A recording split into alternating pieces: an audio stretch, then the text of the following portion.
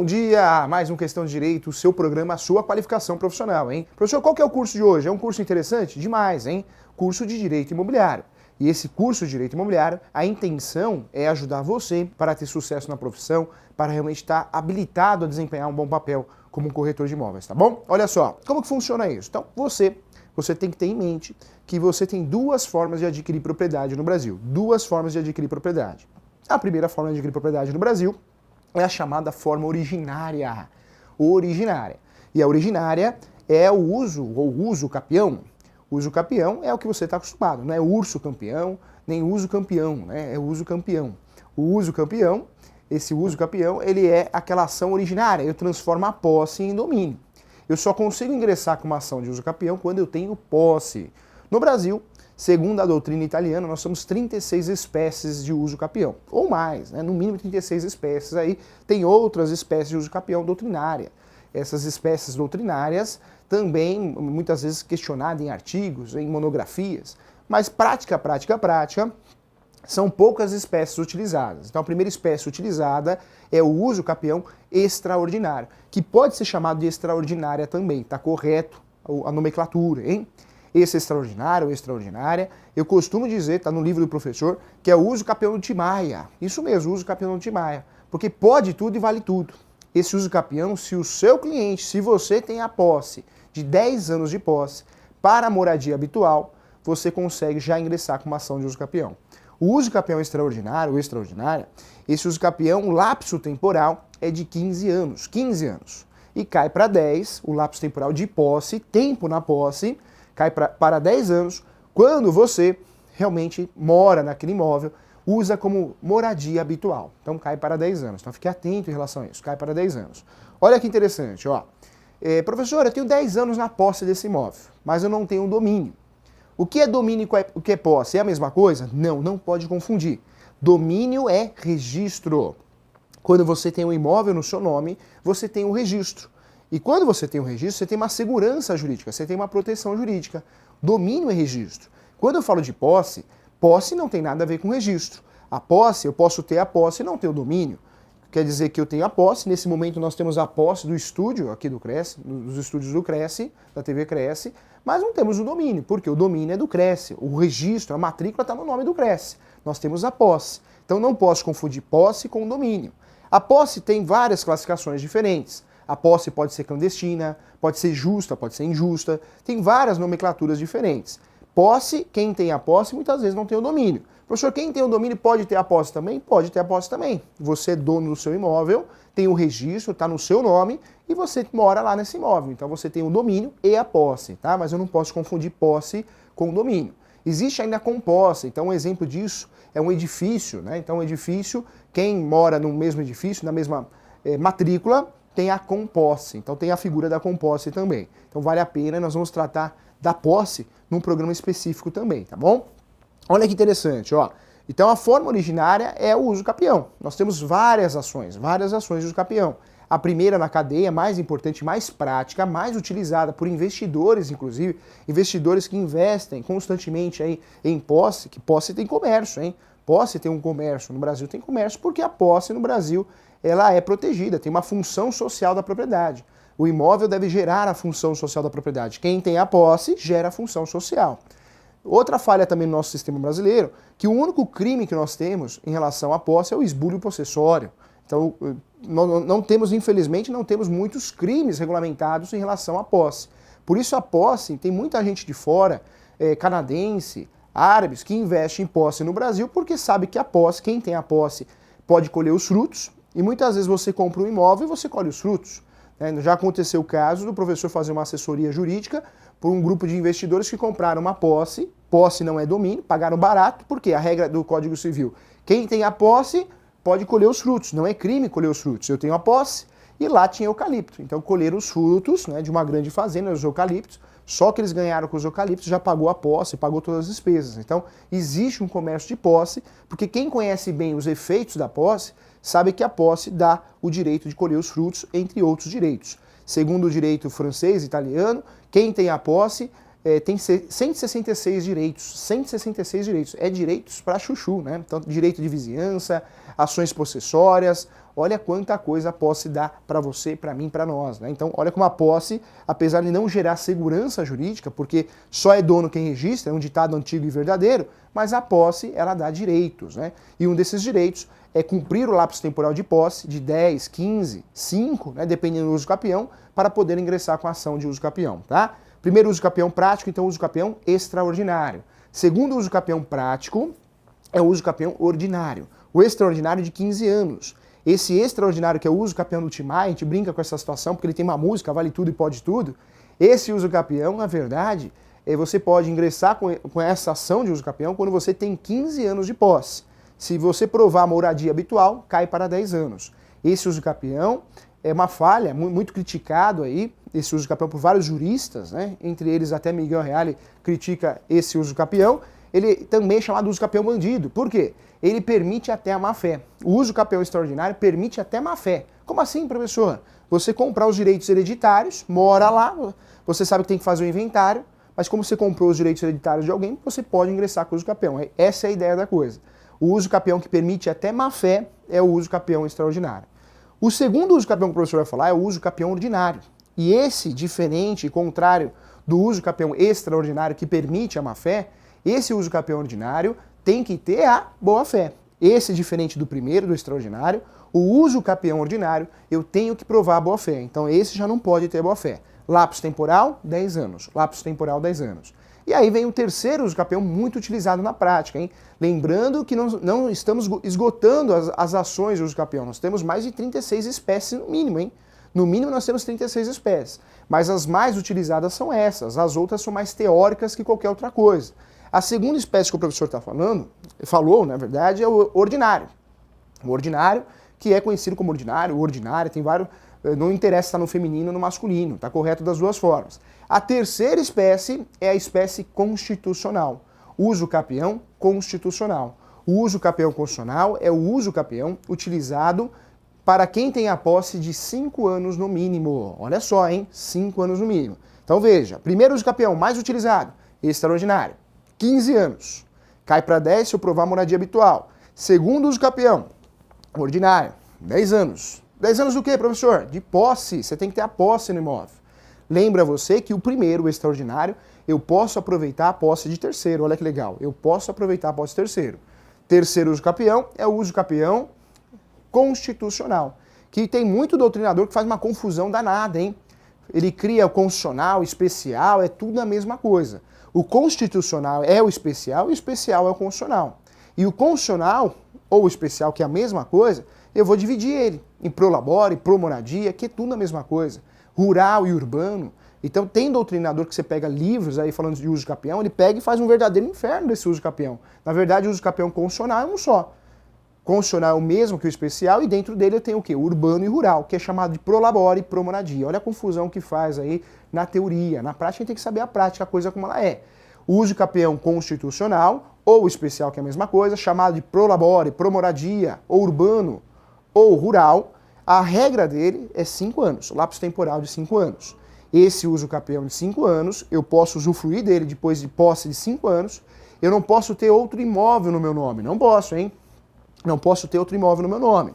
Outra regra também, esse imóvel, se for urbano, não pode ultrapassar 250 metros quadrados. Não pode ultrapassar 250 metros quadrados. Se for rural, não pode ultrapassar 50 hectares. Olha que bacana, olha que ação interessante. 250 metros quadrados e 50 hectares, tá? Então, é uma ação importante, uma ação bacana aí para regularizar a sua propriedade. Quando eu falo de forma de adquirir propriedade, a primeira que estamos falando é a originária, a aquisição originária, ou seja, é a primeira forma de adquirir propriedade. Professor, tá, então tem o uso capião extraordinário, 15 anos, cai para 10 quando tem moradia habitual. Tem o ordinário, 10 anos, e tem o constitucional, que é 5 anos, que não pode ultrapassar 250 metros quadrados se for urbano, e se for rural, 50 hectares. Também, quem usa esse uso capião não pode ter outro imóvel no nome. É exatamente isso. Acabou, né, professor? Só os 3? Não. E aí vem o uso capião também muito utilizado, que é o uso capião de abandono de lar. Esse uso capião de abandono de lar é um uso capião interessante, hein? Ele é um uso capião que tem o pezinho no uso capião, mas tem um pezinho no direito de família. Por quê, professor? Porque esse uso capião é chamado de uso capião sanção. Uso capião de abandono de lar, domiciliar ou sanção é tudo a mesma coisa. Esse uso capião é quando, naquela história, né, igual o filme da Julia Roberts, comer, rezar e amar. Então, do nada, ela vira pro marido, né, chacoalha ele e fala, não quero mais. Aí ela vai pra Índia, pra Itália, vai passear. Né? Não é o caso do filme, porque parece que ela não voltou mesmo, né? Mas vamos dizer que a Julia Roberts voltasse. E aí chegava lá no marido, bate na porta, amor, eu fiquei 2, 3 anos fora, me arrependi de ficar fora. Eu quero voltar pra você. Aí ele fala assim, nananina não, eu não quero mais nada com você, já que você me abandonou. Aí ela vira brava e fala pra ele, então tá bom, então esse apartamento que você tá morando, eu te abandonei, mas é meu e seu. Nós compramos juntos, meio a meio após a constância do casamento. Ele vira pra ela e fala, não, agora é só meu. Como assim só seu? É meu também, eu usei o FGTS. Aí ele vai virar pra ela, mas eu fiz uso capião da sua parte. Então a história é essa aí, é o abandono.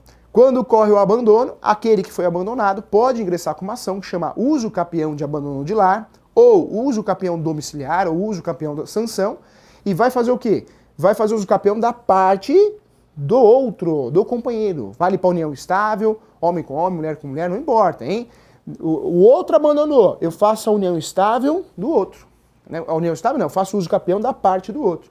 Ou seja, eu tinha 50%, vou ficar com a totalidade de 100%. Esse uso capião é o chamado uso capião sanção.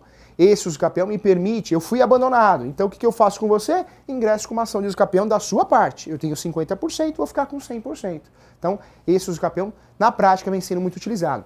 Muito colega advogado cumula ele no divórcio, está errado, hein? Tem que ser feito sozinho, é uma legislação específica, tem que ser feito sozinho. Você pode distribuir uma ação de divórcio ou de solução de união estável e essa ação de uso capião domiciliar ou de abandono de lar, ela tem que ser autônoma, tá? Tem que ser sozinha, mas é uma ação interessante. Professor, acabou, né? São quatro ações de uso capião práticas aí, não tem a quinta, né?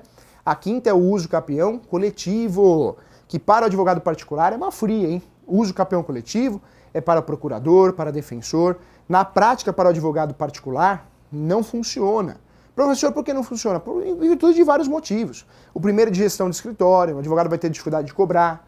Se um não pagar, se 90 não pagar e um pagar, ele não pode sair do processo. Esse uso capião, não estou falando só de gestão de escritório, de advocacia, mas esse uso capião também não funciona. Por quê?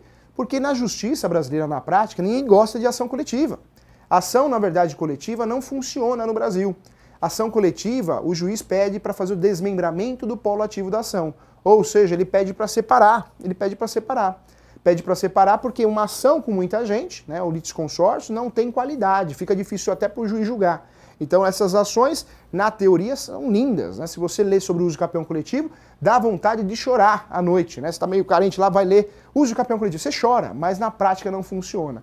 Não funciona porque não é uma ação, na prática, para o advogado particular, tão célere, né? Não funciona em termos de processo. Processualmente, ela não é aplicada com qualidade. Então, é uma ação mais para o poder público utilizar para regularizar comunidades. Lembrando que cada dia nós temos uma legislação nova, agora a regularização fundiária, né? Então, uma medida provisória aí que trabalha esclarece sobre a regularização fundiária, o direito de laje. Agora você pode vender a laje. É um direito que você tem. Nós vamos tratar também no programa específico aí. Professor, então peraí. Então eu já sei. Tem duas formas de adquirir propriedade no Brasil. A primeira originária, que é o uso capião. Quem não tem coragem de fazer um uso capião, né, mais de 36 espécies, mas as mais utilizadas são 5, extraordinário, ordinário, constitucional e especial, que é a mesma coisa, abandono de lar e coletivo, vai fazer o quê, professor? Vai comprar, né? Quem não tem coragem, a maioria não tem. O uso capião, apesar de ser um instituto antigo, lá do direito romano, também tem evidências na Grécia, é pouco utilizado na prática, o uso capião. A verdade é essa, pouco utilizado. Porque muita gente não tem coragem de invadir o imóvel, né? Então, de invadir, comprar a posse de alguém, tem medo de perder o dinheiro. Então, nós vamos cair na segunda forma de adquirir propriedade.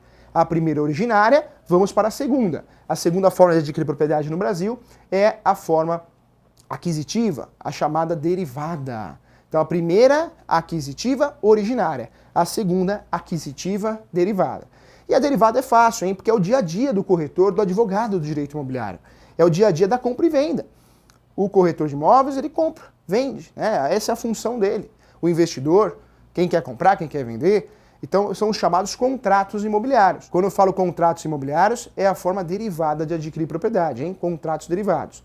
Esses contratos derivados, eu vou trabalhar assim, ó, eu tenho de um lado os contratos públicos e do outro lado eu tenho os contratos particulares. Os contratos públicos, eu estou falando de um contrato só, que é a escritura pública, porque o CC, o Código Civil, obriga, acima de 30 salários mínimos, eu só posso transmitir um imóvel por escritura pública, ou seja, é um ato solene, tem que ser feito assim. O imóvel, quando passa de 30 salários mínimos, ou seja, no mínimo, seja um imóvel de no mínimo 30 salários mínimos, abaixo disso não segue essa regra, mas acima tem que seguir, tem que ser feita a escritura pública. Isso não quer dizer que o corretor não vai fazer a proposta, o aceite, não vai fazer um contrato preliminar. Isso quer dizer que existe um ato solene. Então eu faço um contrato de gaveta para amarrar um negócio, chamado de pré-contrato, contrato particular. Depois que as partes chegaram a acordo, prazos de pagamento, entrega da chave, entrega da posse, eu vou lá no tabelião e faço a escritura pública. Pego a escritura pública e registro no cartório de imóveis, hein? Corretor bom não pode mais confundir.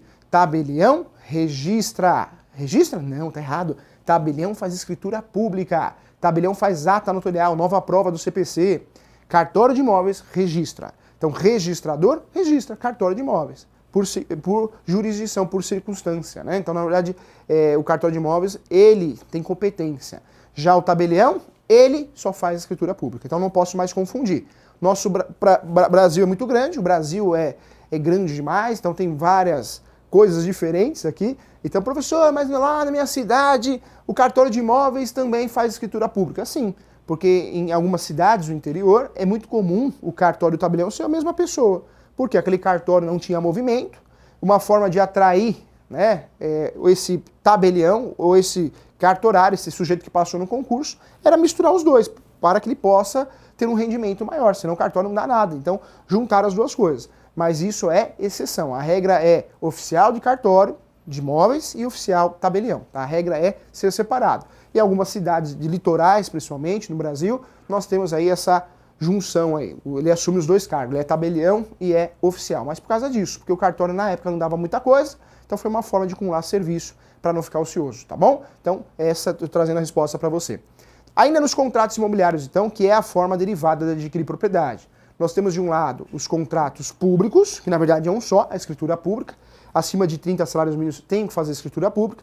E do outro lado eu tenho aí a forma dos contratos imobiliários particulares. Contratos imobiliários particulares eu tenho vários, e muita gente fala que é tudo igual. Não é, hein? Não é tudo igual. Primeiro contrato particular que eu tenho, que é o de gaveta, é o contrato para amarrar o negócio, chamado de pré-contrato, contrato facultativo, ou ainda de proposta e aceite. É um contrato para amarrar um negócio, aquele contrato mal feito, de 2, 3 folhas no máximo, só para punir quem desistir, só para deixar claras as datas de pagamento, as datas que vão se encontrar no cartório. É um contrato para amarrar o negócio, é um baita contrato para você que nos assiste, corretor, advogado, amarrar o negócio. Porque senão aquela conversa vai longe, né? Eu quero ficar com o imóvel, eu quero vender o imóvel, e não sai disso, vai passando anos e anos e fica nisso. Então chega uma hora que você tem que bater na mesa e falar, e aí, você quer comprar, você quer vender? Então assina o contrato aí. Se desistir, perde o sinal, se desistir, vai ter que devolver o sinal em dobro. Pronto, amarrou o negócio. Então esse é o chamado contrato preliminar, é o pré-contrato. Que tem, dentro desse contrato pode ter a proposta e aceite, tá? Depois, temos o contrato de posse. Posse, cessão de posse, cessão de direitos possessórios. Só vende a posse quem tem a posse, hein? E posse tem comércio no Brasil, essa é a realidade. Não é seguro comprar posse, não orienta o corretor ficar trabalhando com compra e venda de posse, tem que trabalhar com imóvel regular. Irregular é imóvel que tem registro no nome do vendedor, e aí vender o comprador põe no nome dele. Registro, quem tem registro evita dupla, tripla, treta venda, né? Evita fraude. Posse é perigoso, posse você pode perder dinheiro, mas tem comércio, porque muita gente não tem condições de comprar um imóvel tudo certinho, tudo regular. Você comprar um imóvel no Brasil tudo regular, sai caro. Tributos, escritura pública, registro. Então muita gente foge disso e acaba caindo na posse, no imóvel irregular, que aí tem o risco de perder. E para regularizar tem a ação de uso capião. Posse, comércio de posse, só tem a posse quem não tem o domínio. Professor, eu tenho um domínio, eu quero vender a posse. Só se for louco, né? Meu Deus do céu, você tem um domínio, posse você perde dinheiro. Posse, o valor de mercado, se você for comprar a posse, o imóvel não é regular, ele chega a valer 60%, 40% do valor. Não vale o 100% do valor de mercado, vale 60%, 40%. Olha quanto você perde de dinheiro quando você compra a posse. Posse é mais barato, porque não é regular, não tem segurança jurídica. Esse contrato chama cessão de direitos possessórios.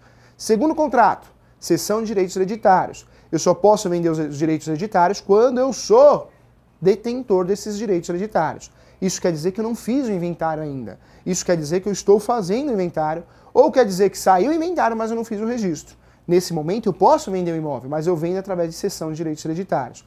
Cessão de direitos hereditários, ou eu compro todos os direitos hereditários de todos os herdeiros, ou não compro de nenhum, hein? Porque existe o direito de preferência. Direitos hereditários, eu só vendo o direito hereditário quando, né, os outros concordarem em vender, tá? Então, os outros herdeiros, cuidado. Depois, aparece para nós aí também mais um contrato, falando de posse, cessão de direitos hereditários, o compra e venda, né? Compra e venda, pagou, levou. Quando eu faço um contrato de compra e venda particular, foi pago à vista. Pagou, levou, tá aqui a chave. Esse é o compra e venda. Porque se tem dívida, não é compra e venda, hein? Se tem dívida, é compromisso. Compromisso é o contrato que tem dívida, e eu posso averbar na matrícula do imóvel. Compromisso de compra e venda tem dívida, e eu averbo a matrícula do imóvel. Dei 200 mil reais para o meu amigo Felipe, ele pôs no bolso 200 mil reais, entregou a posse do apartamento dele, só que eu estou devendo 200 para ele. 200 mil ainda que eu vou pagar em 20 vezes. Qual que é o nome desse contrato? Compromisso. Porque a coisa é palpável, eu consigo enxergar. Promessa e compromisso é a mesma coisa, professor? Não é. Promessa e compromisso não é a mesma coisa. Promessa, eu compro uma expectativa de direito. Se eu compro um imóvel na planta, o termo correto desse contrato é promessa. Por quê? Eu estou comprando uma expectativa de direito, algo que vai ser construído ainda, tá? Então toma cuidado com isso. Não adianta falar que compromisso e promessa é a mesma coisa. Não é, hein? Promessa, não existe ainda, eu não consigo enxergar, não é palpável. Compromisso é palpável, tá? Fique atento em relação a isso. Promessa, eu estou comprando mais uma obrigação de fazer, da construtora construir. Promessa, tá bom? Professor, em relação aos contratos, acabou? São os contratos mais conhecidos, os mais corretos, com o título e objeto que realmente são utilizados na prática. Quando eu não tenho condições de adquirir um imóvel de forma originária, ou seja, do uso capião, e não tenho condições de adquirir um imóvel de forma derivada, contratos público ou particular, vai sobrar para mim o quê? Locação. E direito do imobiliário, ele cuida disso. Professor, qual que é o conceito de direito imobiliário? É o conceito de moradia, né? de imóveis, regularização de imóveis.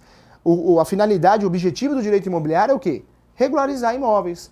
Imóveis, regularizar direitos e obrigações entre moradores. Então, direito imobiliário envolve o quê? Direito de vizinhança, regularização de imóveis, uso capião, ações possessórias, ações locatícias, direito do consumidor também, né? Nós temos a aplicação da Lei 8.078 também, no atraso da entrega das chaves, vício oculto, defeitos, entre outros. Tudo isso é direito imobiliário. Direito imobiliário tem um pezinho no direito civil, mas tem o pé no direito constitucional, tem um pezinho também no direito penal, tributário. Por isso o direito imobiliário é apaixonante, hein? O direito imobiliário, ele é um ramo multidisciplinar, porque tem um pezinho em tudo que é ramo.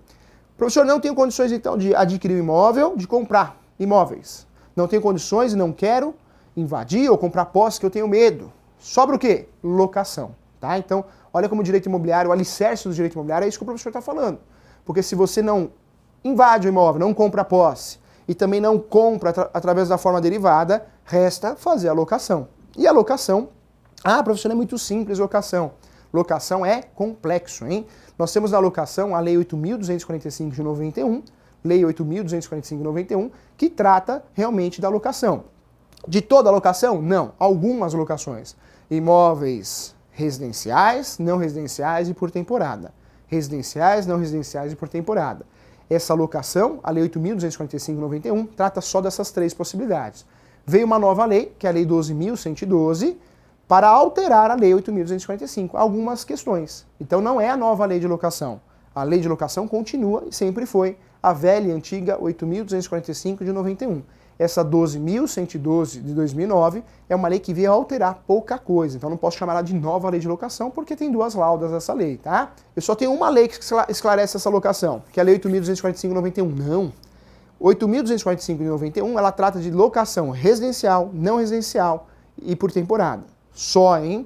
E aí sim, aquela locação de imóvel empresarial, locação industrial, locação de shopping center, por analogia, utiliza essa lei também, né? A parte de locação não residencial.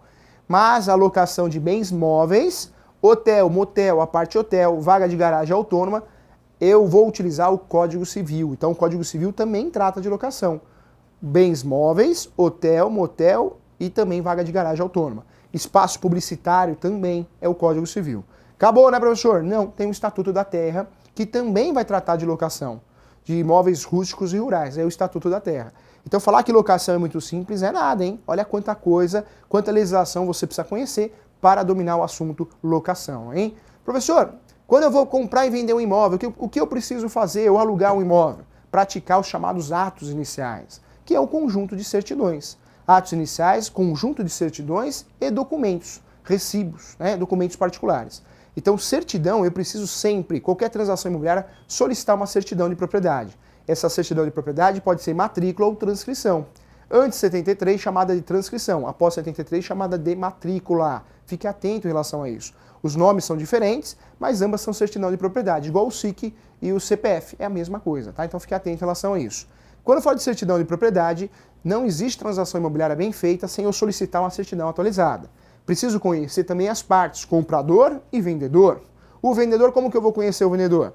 Conhecendo se o imóvel é dele, conhecendo se existem processos contra ele, inclusive na esfera trabalhista, execução civil, débitos tributários, porque na verdade ele pode estar lapidando o patrimônio para fazer uma fraude, aí se esquivar realmente de perder o imóvel. Então, você que é comprador, você que é corretor, você que é advogado desse comprador, você precisa ajudá-lo. E a mesma coisa no caso do comprador. Ele precisa também, no caso do comprador, para dar segurança ao vendedor, solicitar certidões para conhecer esse comprador. Quais certidões? Então, certidão de distribuição civil, certidão de distribuição criminal, certidão trabalhista, certidão de protesto, SPC, Serasa, tudo isso é uma pesquisa que deve ser feita tanto na locação como na compra e venda, hein? Lembra você que nós temos a certidão que pode ser comum estadual ou comum federal. Certidão, cuidado. Nós temos a jurisdição federal e a jurisdição, ou competência, como é chamado também, estadual. Então, eu preciso solicitar sempre da federal e estadual. Tem processos federais, tem a Justiça Federal e a Justiça Estadual. Então, eu preciso solicitar das duas, tá? É importante também a certidão criminal também, tanto federal como estadual. É muito importante. A certidão tem que ser negativa, não pode ser positiva. Se for positiva, professor, não vou dar aval para a transação imobiliária de uma compra e venda ou para uma locação. Não é bem assim. Quando a certidão é positiva, não é negativa, e o ideal que seja negativa, eu vou fazer o quê? Vou solicitar uma outra certidão que chama certidão de objeto e pé. Essa certidão de objeto e pé é um resumo daquele processo que apareceu no nome do comprador ou do vendedor ou do locador ou do locatário para eu saber a história, o processo em si, um resuminho do processo. Dependendo do caso, realmente você vai dar o aval, né? Porque se for uma colisão de veículo, pensão alimentícia, você vai dar o aval para locação, vai dar o aval para compra e venda, e essa pessoa vai assinar uma declaração, ou o vendedor ou o comprador vai assinar uma declaração de ciência desse processo para você realmente não dar a entender que você enganou essa pessoa ou omitiu informações. Lembra você que esses atos iniciais, que normalmente é o uso das certidões, também recibo, tudo é recibo, tudo tem que ser escrito por e-mail. Isso é o conjunto de atos iniciais, tá? E isso tem que ser feito porque é uma proteção para você, corretor, advogado que nos assiste. Então você tem que fazer com muito carinho isso para não respingar nenhuma responsabilidade civil contra você. Então olha só, só a introdução aqui no nosso curso de Direito Imobiliário, mas tem muito mais, tá? Eu agradeço a você, peço a você que acompanhe o nosso programa, ajude a divulgar pelo Facebook, pelo WhatsApp, é muito importante sua participação. Agradeço a você, um grande abraço. Tchau, fui!